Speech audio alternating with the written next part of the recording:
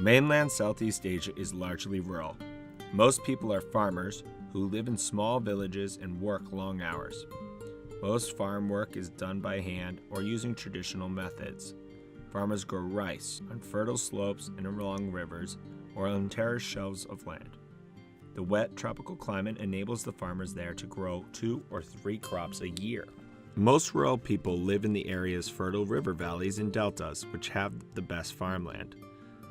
A delta is an area of fertile land around the mouth of a river. A few people live in remote villages and in the rugged, forested landscapes. These areas have poor soils and make farming difficult.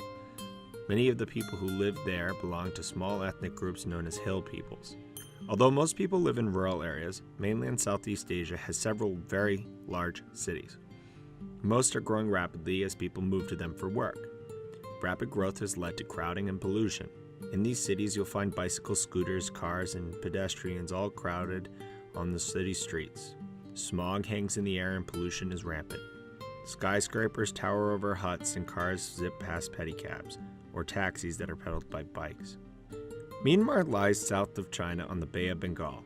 Also known as Burma, the country gained independence from Great Britain in 1948. The capital is Yangon, also known as Rangoon, and the administrative capital is Nai Pai Dao. Most people in Myanmar are Burmese. Many people live in small villages and farm, and houses are built on stilts. Buddhism is the country's main religion, and village life often centers around Buddhist monasteries.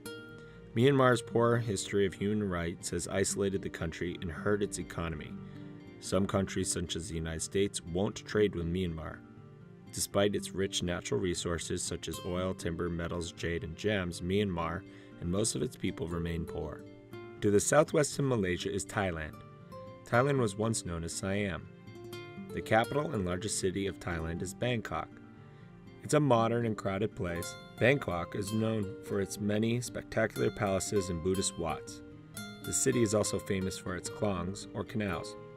Klongs are used to transport and trade and to drain floodwater out of the city. Thailand is a constitutional monarchy with a king that serves as a ceremonial head of state. It also has a prime minister and elective legislature.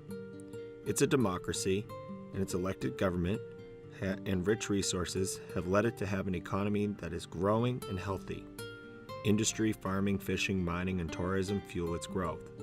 Farms produce rice, pineapples, and rubber. Factories produce computers, textiles, and electronics. Culturally, its magnificent Buddhist wats and unspoiled beaches draw tourists. Cambodia lies to the northeast of the Gulf of Thailand. Phnom Penh, the capital and chief city, is located along the Mekong River Valley and is the center of trade. Cambodia is finally emerging from some 20 years of war, terror, and devastation. Today, the country has a stable elected government designed similar to Thailand's. Years of conflict, though, have left their mark.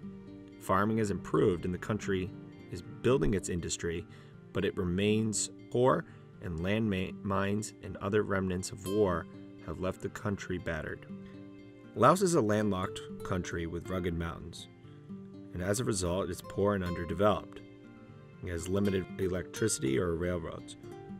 The communist government of Laos has been increasing economic freedoms in the hope that it would improve the economy. Even so, Laos remains the poorest country in the region. The economy is based on farming, but good farmland is limited, and most people are subsistence farmers, which mean they only grow enough food for their families. Like Laos, Vietnam is rugged and mountainous. The capital, Hanoi, is located in the north in the Hong River Delta.